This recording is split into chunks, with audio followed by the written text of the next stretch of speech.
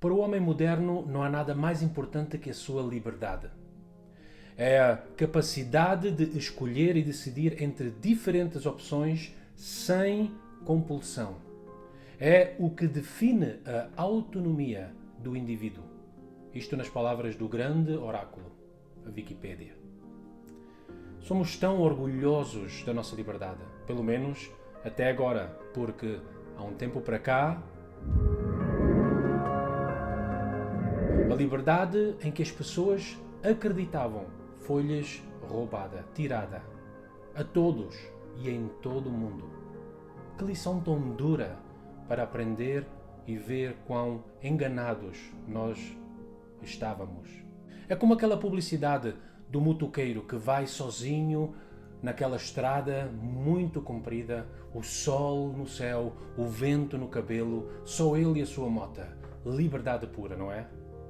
Sim, mas até ele tem que estar consciente e obedecer às regras e às leis da velocidade, senão à frente está o polícia. E não somente ele terá que pagar uma multa, talvez até perde a sua licença, talvez até perde a sua própria mota que tanto ama.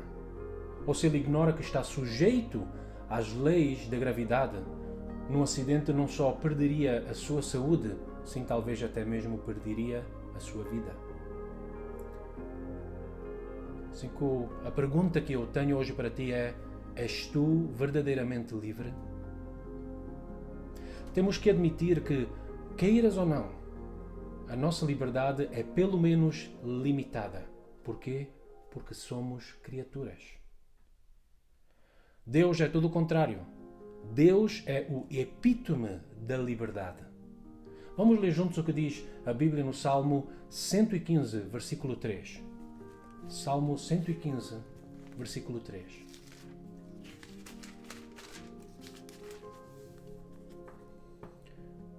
Diz assim: o nosso Deus está no céu e tudo o que Ele quer, ou tudo o que lhe apraz, Ele faz. Tudo o que lhe agrada, Ele faz. Só Deus pode ser livre. E isto é lógico, porque para ser livre nós precisamos ter todas as possibilidades à nossa disposição.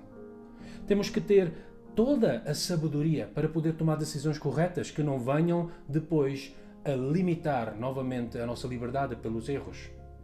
Mas não somente isso, temos que ter depois à nossa disposição todo o poder para poder concretizar aquilo que decidimos. Só Deus tem, ou melhor dito, só Deus é as duas coisas. Ele é sabedoria e Ele é todo-poderoso. E como Deus é amor, as suas decisões são boas. E como Deus é justo, as suas decisões são, etc, etc.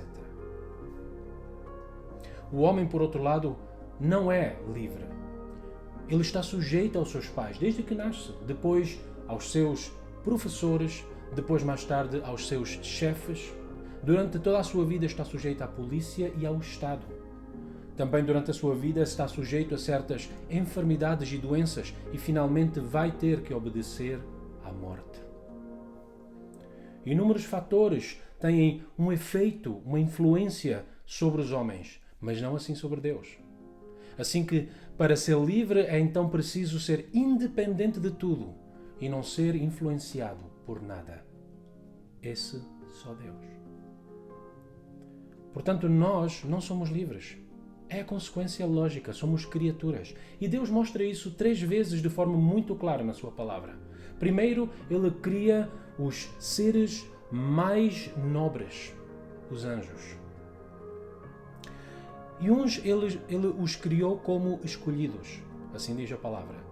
E a outros Ele os criou bons, mas mutáveis. E o que aconteceu com esses?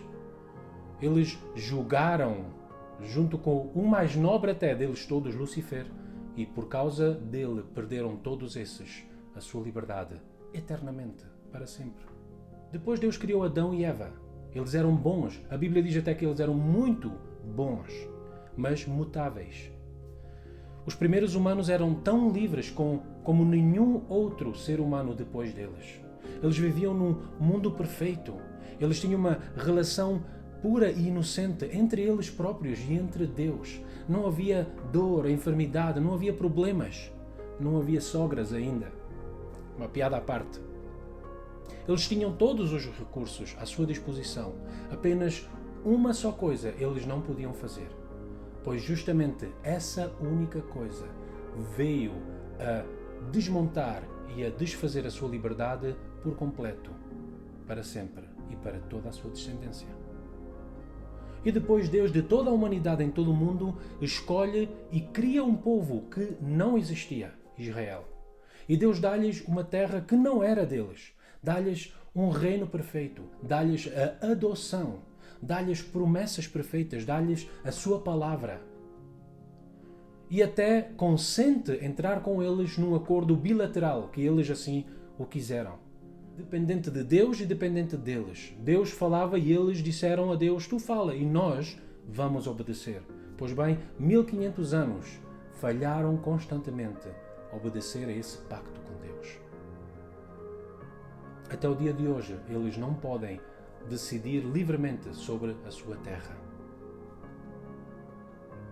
Mais tarde, Deus decide fazer então um novo pacto, o qual ele selou com o sangue do seu próprio filho, que ao mesmo tempo é filho do homem, ou seja, representante da raça humana, e como tal pode carregar os erros dos humanos e pagar pelas suas culpas na cruz, e assim abrir o caminho de novo para Deus. O novo pacto é unilateral, ou seja, só depende de Deus e apenas de Deus, não do homem. E os seus dois pontos principais é: Deus perdoa a culpa da vida antiga e segundo, Deus dá o Espírito de Deus no coração, o qual cria um novo coração e uma nova vida, a qual ama a palavra de Deus, obedece à palavra de Deus. E é neste contexto que Paulo escreve que onde está o Espírito de Deus, aí há liberdade. 2 Coríntios 3:17. Este é o significado deste versículo e muitos mal utilizam esta palavra. É assim que tu experimentas verdadeira liberdade, vivendo o teu destino de acordo com o teu Criador. A tua liberdade não depende de circunstâncias externas, as quais tu não poderás controlar de qualquer forma.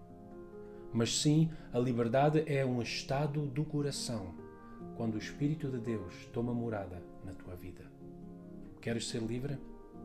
Então não importa onde tu estejas, não importa como tu te sintas, hoje, agora, podes voltar para Deus.